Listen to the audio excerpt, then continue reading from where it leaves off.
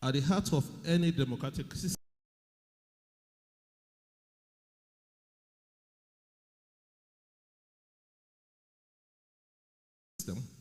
lies a fundamental principle that those who manage public resources must be accountable to the people. The Public Account Committee, by its constitutional mandate, serves as a critical watchdog in ensuring and transparently. You are custodians of public trust and stewards of fiscal discipline. Our public financial management system, when it functions optimally, serves not just as an accounting tool, but as a reflection of our national values, prudence, integrity, and service. Yet, we must admit that our journey towards full transparency and accountability has been inconsistent. Gaps remain in audit compliance, in procurement processes, in budget execution, and in institutional capacity. In the face of increasing economic pressures, rising debt obligations, revenue leakages, thank God for the revenue bill, and global economic volatility, Nigeria can no longer afford fiscal inefficiencies. Every naira wasted is a naira denied to public schools, hospitals, roads, and security. Now more than ever, the nexus between fiscal governance and national development must be clear in our policy choices. We must move beyond post-mortem audit to a system that emphasizes preventive controls, real-time monitoring, and digital transparencies. A case of reminder is in focus. The role of PAC cannot be overemphasized. However, oversight must be supported, not undermined. We must ensure timely submission and publication of audited accounts by ministries, departments, and agencies. Full implementation of recommendations of the Auditor General for the Federation. Adequate funding and capacity building for audit institutions. Deployment of technology and e-governance tools in audit processes to limit manual interference. We must also rethink the culture of impunity. Audit reports should not gather dust in legislative chambers. They should trigger action, reforms, and where necessary, sanctions. Fiscal accountability is a shared responsibility.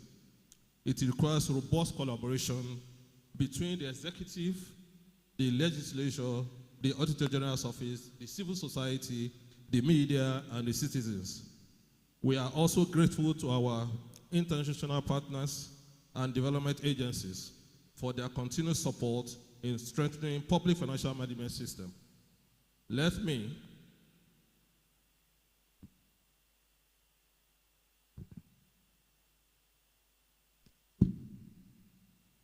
deepen this cooperation and ensure that technical assistance translates into lasting institutional reforms. Distinguished guests and participants, our mission must be clear. In Nigeria, where public funds are not only accounted for, but also used efficiently to meet the needs of the people. The future we seek demands courage, courage to question, to reform, and to act. Shall we continue to provide subsidy for petroleum products? Shall we continue to operate the current tax regime? Do we need wage increase? With the courage to reform in mind, we said subsidy is gone. We said revenue bill now act must be passed, which has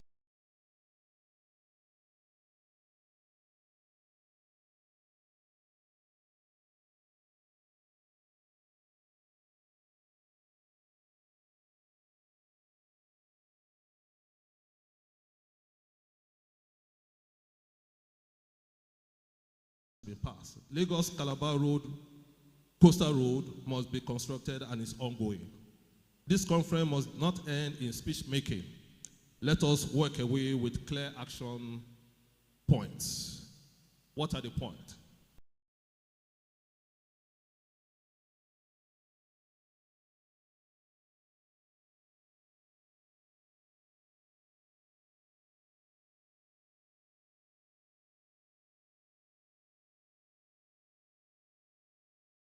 First, mechanisms to enforce audit recommendation, timelines for submission of public accounts, reforms to laws and regulations that hinder fiscal transparency, strategies to empower citizens in holding government to account. Public account and fiscal governance are the bedrock of effective financial management. Strengthening these areas is not merely an administrative requirement, it is a national imperative. The Office of the Accountant General of the Federation remains firmly committed to supporting the principles of accountability, prudent resource utilization, and timely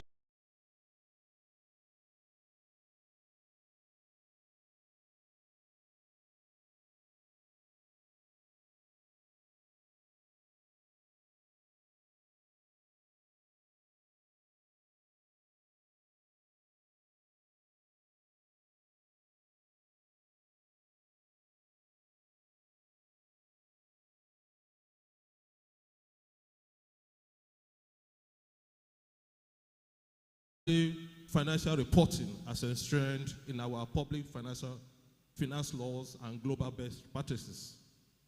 To reposition Nigeria's fiscal governance for the future, we must prioritize the following key pillars. 1, enhance transparency and accountability. 2, technology-driven public financial management.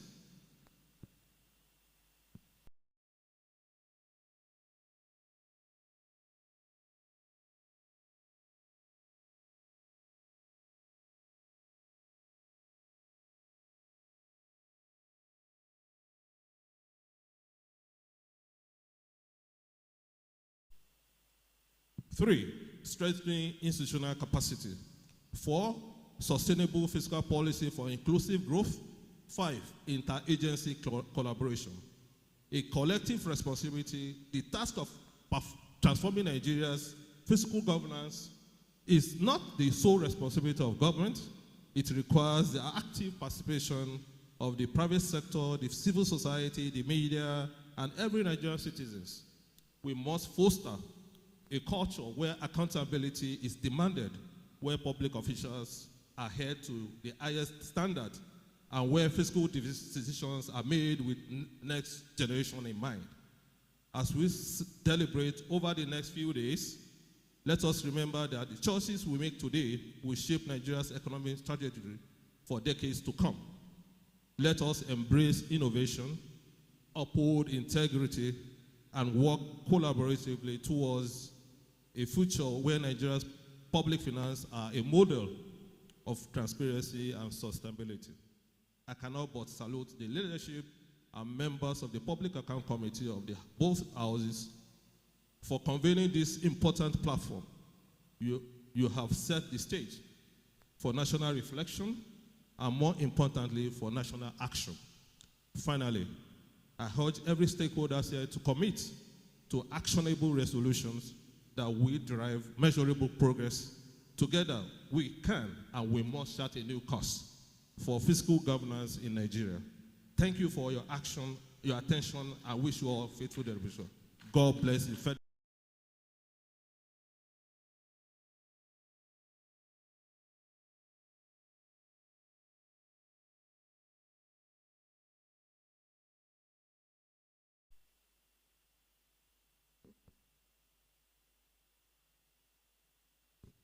Nigeria's public account must remain a model for other sectors and other countries.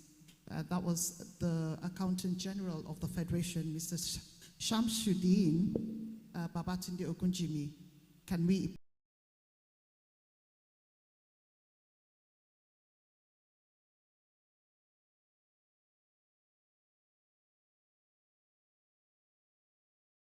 just before we go to the next session, we'll quickly recognize a few people. Dr.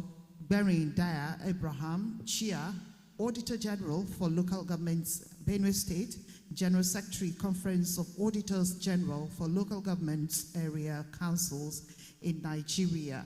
Honorable Thaddeus Atta, Etiosa, Lagos. Honorable Engineer Dominic Okafor, Member House of Representatives, Aguata, Federal Constituency, Anambra State. The Deputy Chair, House Committee on Delegated Legislation. Honorable Mudashiru Lukman, Ayedun, Iwo, Olaoluwa Federal Constituency. Honorable Ado Mohammed Zoto, Chairman, House Committee, PAC, Jigawa State. Honorable Lawal Mohammed, PAC, Committee, Jigawa State, House of Assembly. Barrister Musa Abubakar, Clerk of Jigawa State, House of Assembly. And Barrister Isiaku Ado, PAC Committee. This is the plenary session for the topic strengthening public accountability through institutional reforms and civic engagement. 1 year of experience in finance, governance, and public policy. That man is currently the Chief Executive Officer, African Association of Accountants General, Mr. Frederick Riaga. May we please appreciate him as he walks to the podium. And then the topic is strengthening public accountability through institutional reforms and civic engagement. Strengthening public accountability through institutional reforms and civic engagement. Mr. Frederick Riaga.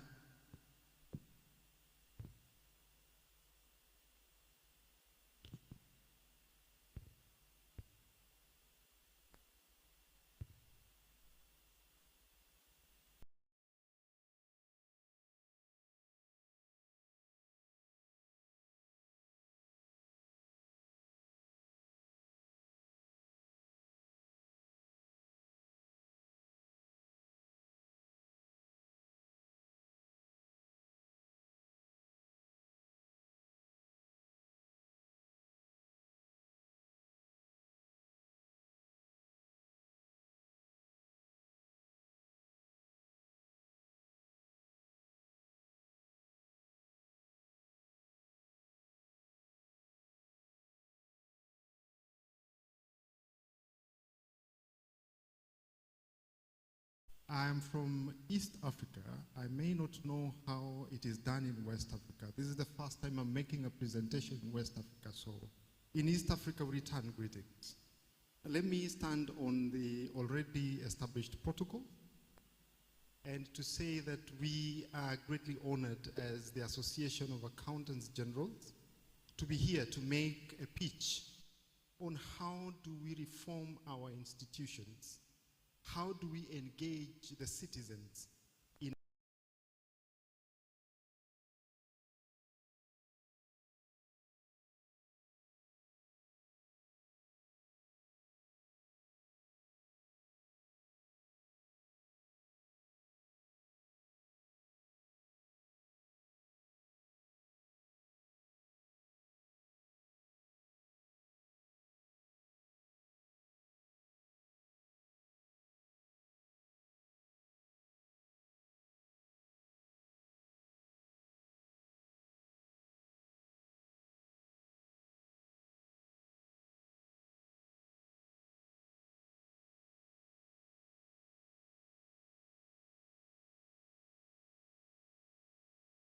in a manner that drives accountability.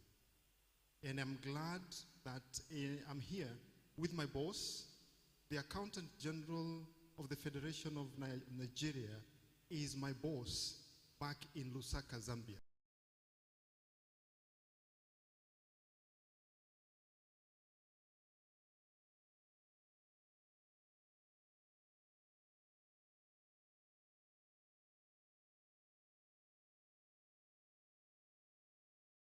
You may not know that. So I have to behave well.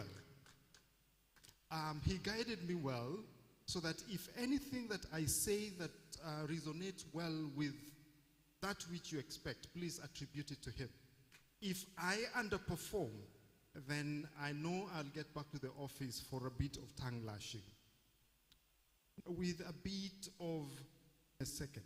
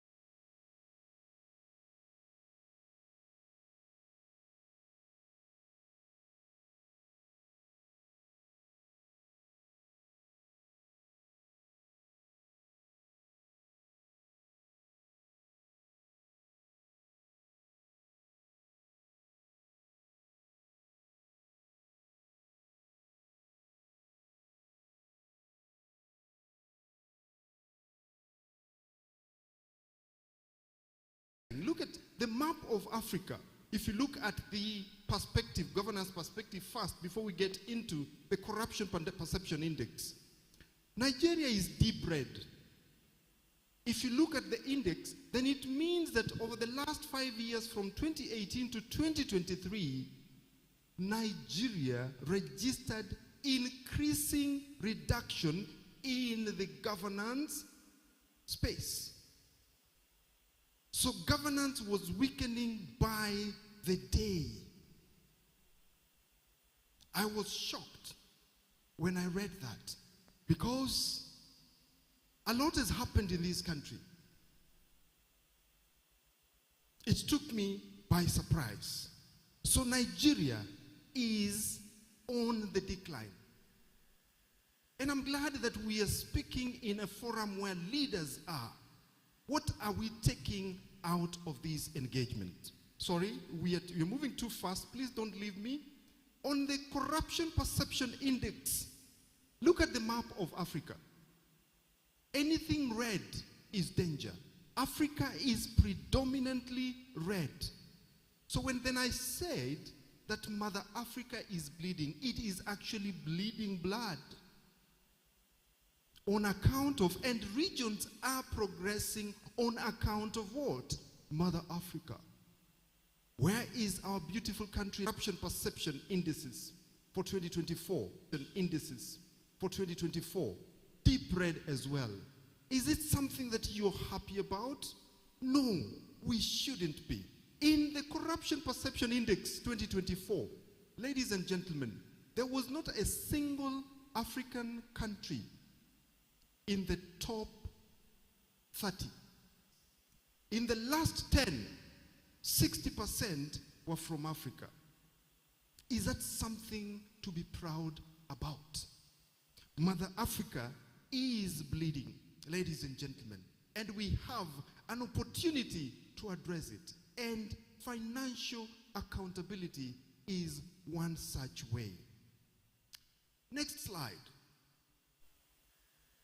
I'm still building, and yesterday night I did some reading and I was comparing who are the development partners coming into Nigeria? And there was one small country called Sweden. SIDA, the Swedish International Development Agency, unfortunately has interventions in Nigeria in the through humanitarian support, education, skills development, sustainable development through investment in urban water and sanitation. And you look at my slides, I have talked of sanitation, sanitation, sanitation. We cannot put up our sanitation facilities. Sweden, a fairly small country, has to come in. And that is the case for what happens in Nigeria, happens worse in other African countries. Let's dig deeper. What's the land area of Sweden? 407,000 square kilometers. Population, 10.6. And I did a further analysis of the 10.6. 70% of them are aged, old people. The sanitation at 96%. So those that access clean water and clean waste management, 96%. Tax rate on the old people, 50% of their incomes goes to the government in form of taxes. Tax to GDP, on account of which they raise 41.4% in terms of tax of the GDP. Let's compare with Nigeria. Nigeria, you're at 1 million square kilometers. Population 227 million of a youthful population. Please reflect that. 70% old, 70% useful. Let's dig further. Nominal GDP for Nigeria, as per the figures, I did a conversion from the Nigerian Bureau of Statistics, stands at 347.4 billion US dollars, per capita of 1,597. Let's compare that with Sweden. Nominal GDP 660 billion. Per capita GDP 57,630. Where have we gone wrong? Sanitation Nigeria 23.6%. Tax rate average, the top earners are taxed at 24%. Tax to GDP 7.8%. Fellows, how do we expect to develop? An aging population.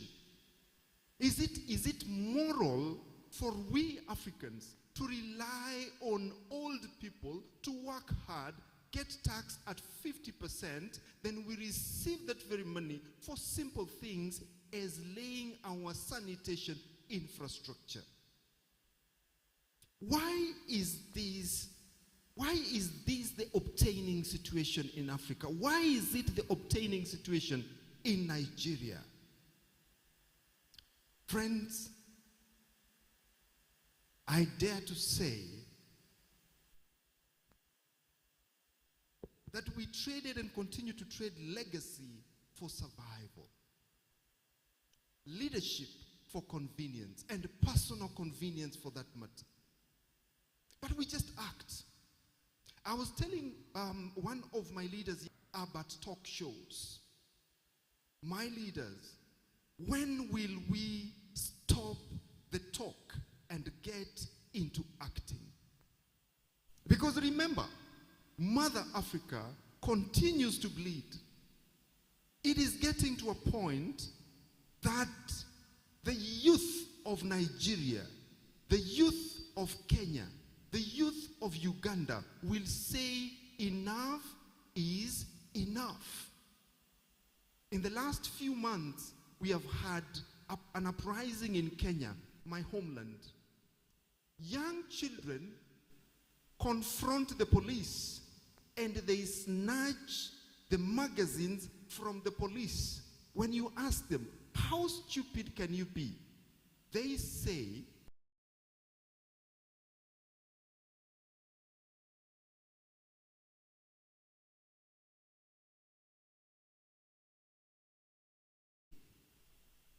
I die by such a good cause.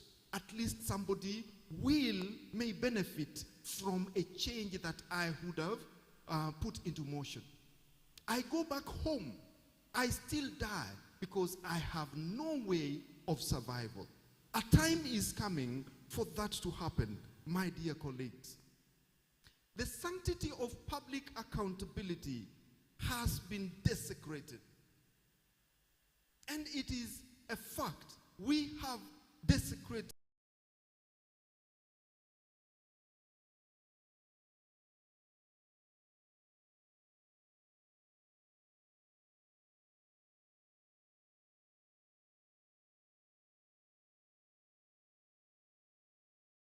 Nigerian. Pride of that Nigerian, which is not dead. It's but asleep. But it's getting to a point where it will awaken. And when it awakens, I don't think all will be well for us. When it awakens, it will roar. And when it roars, it will roar louder than our collective silence. When it roars, it will roar louder than our collective silence, which has constantly whispered. So those that are keen on transformative agenda, we have but whispered. Those youth are coming out to shout. And I'm told that their anger will consume anybody, will consume anything, will consume any institution, will consume any parliament that stands in its way. It is important that we start interacting with accountability.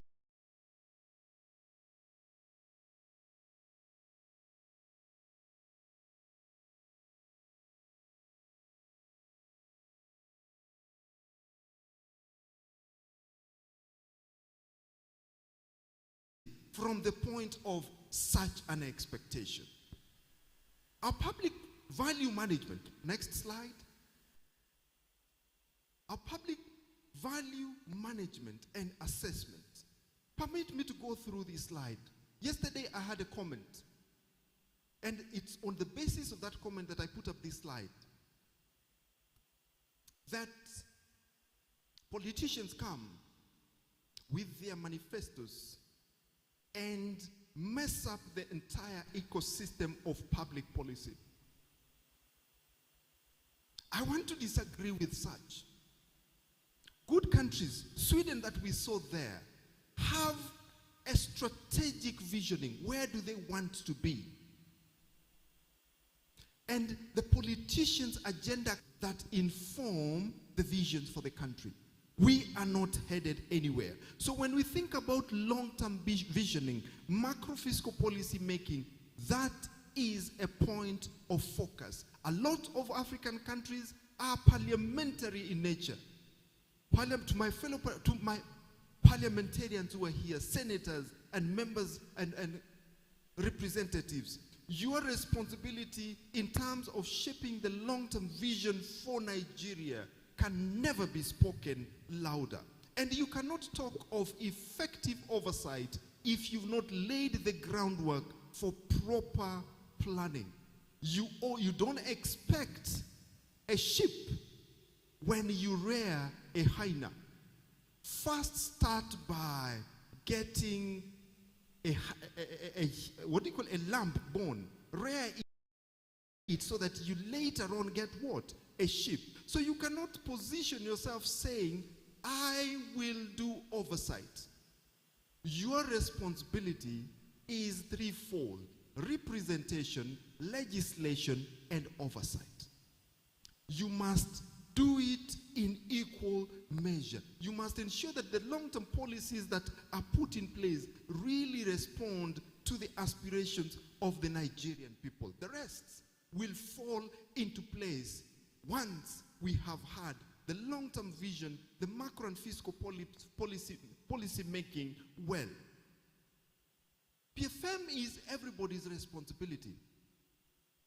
Both those governed and those in government. It is everybody's responsibility, from policymakers to frontline finance officers, it is a shared culture of financial integrity and compliance that we must cultivate across the entire ecosystem of the federal government of Nigeria. We cannot sit back and say that all is lost. We cannot sit back and say it's somebody's responsibility.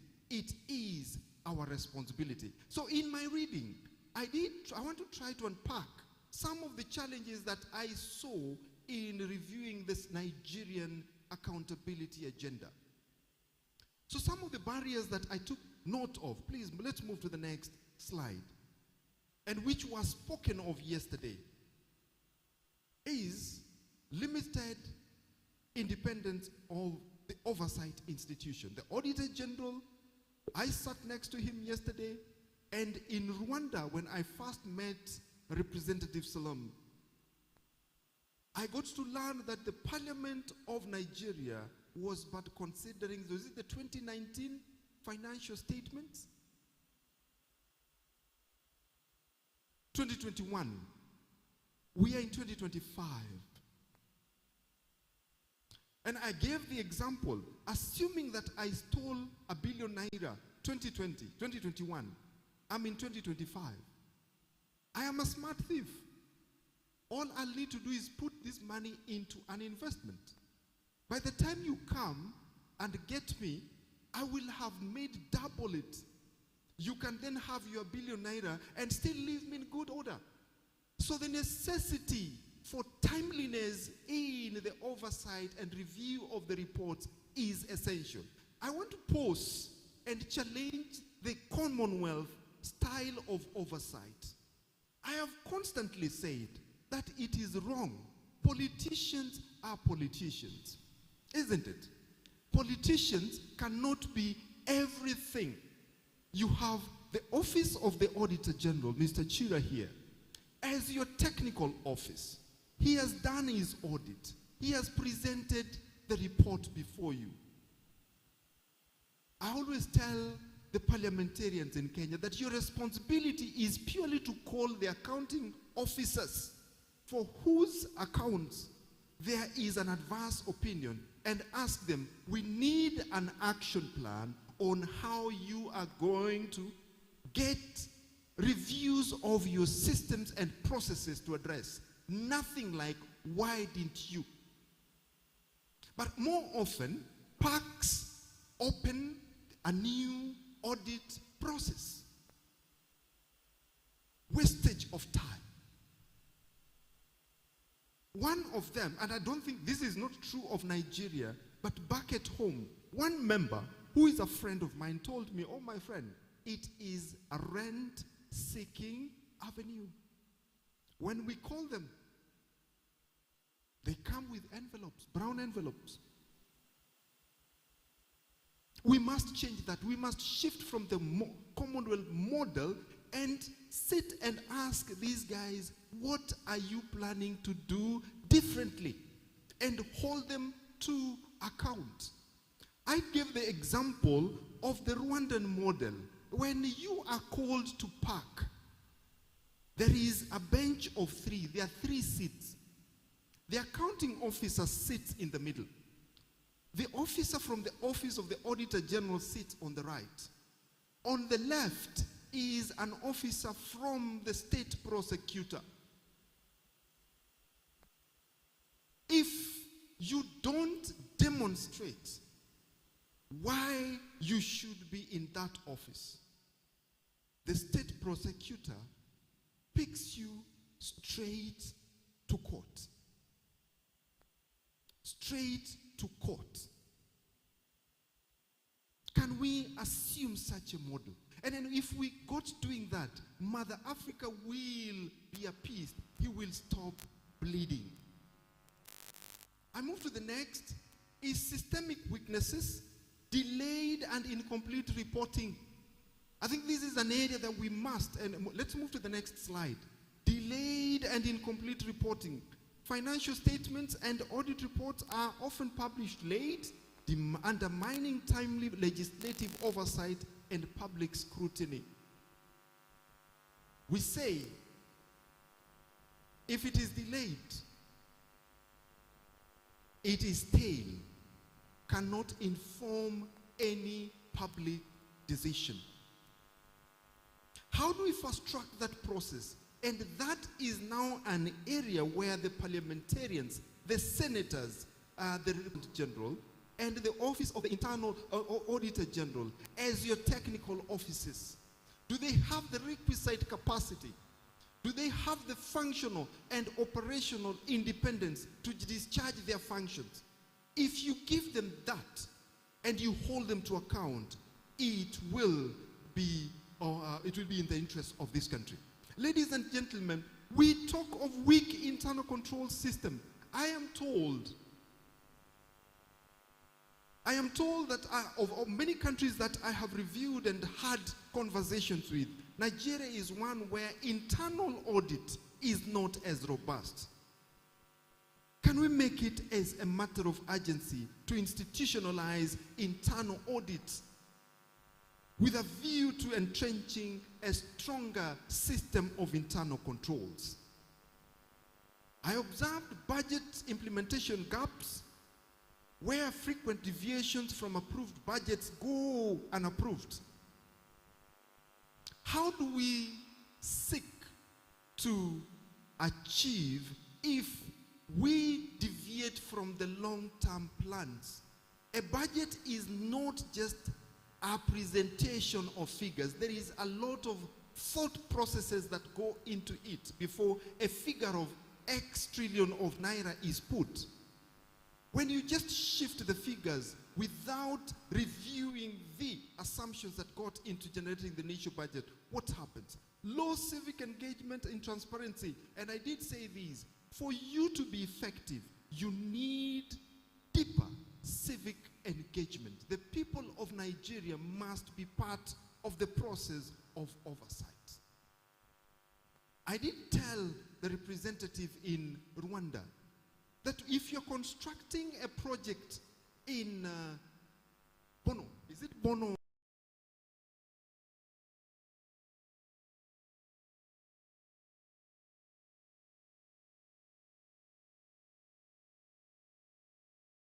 State, Borno State. You're in Abuja. You have appropriated funds there. You cannot live in Borno, but you need the people of Borno to be your stakeholders, to be your collaborators, to be your partners in oversighting the implementation of that project. Because my boss, the Accountant General, the Auditor General, will go there once at the end of the year. When the product is up, not knowing what ratios were undertaken in coming up with the structure. It is the substance that we are engaged in. So civic education and engagement is key in the accountability process. We must have them participate in the budget process and external audit through a mechanism to review legal weaknesses. This was spoken of yesterday. I looked it up and I saw that the Public Audit Act that Nigeria is operating on is a 1956 Public Audit Act. Is that the case? 1956. I wasn't sure that that was true, but we need to pick it up as a matter of urgency. The audit environment of 1956 is a drop of the audit environment today. 1956, nobody talked of technology. Today we have technology in place. 1956, the appetite for more additional resources, additional cash, additional naira was not as high as it is today. We need an updated Public Audit Act that anticipates the current operating environment, that strengthens the office of the Auditor General. I saw the Fiscal Responsibility Act of 2007. How many years down the line? 15 years, no, 18 years down the line, my leaders, we need to upscale this. Yesterday I heard the chairman of the fiscal responsibility lamenting. I think there is an opportunity for you to refocus on that. In an ordinary corporate environment, a policy document would be reviewed at maximum after 5 years. And laws are informed by policy, isn't it? So if you've changed the policy, then there is need that you change the law. But if it is 15 years, what does that tell us? So we need to update so that we strengthen these laws and make them responsive to the needs of today.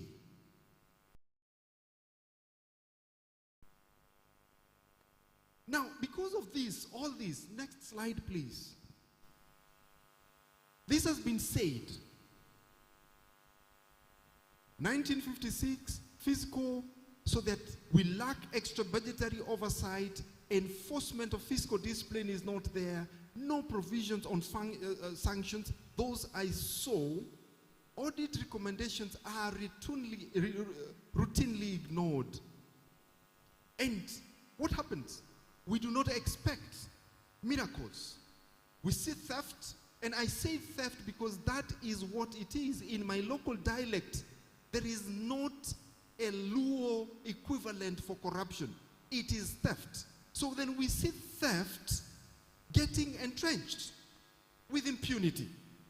Simply because we have not aligned ourselves well. We see erosion of public trust. Yesterday, I was driven to the office of the Accountant General. The vehicle that I drove in got into a petrol station, and I had people lamenting. Fuel is 800 and 905 naira. And I said, why are you guys complaining?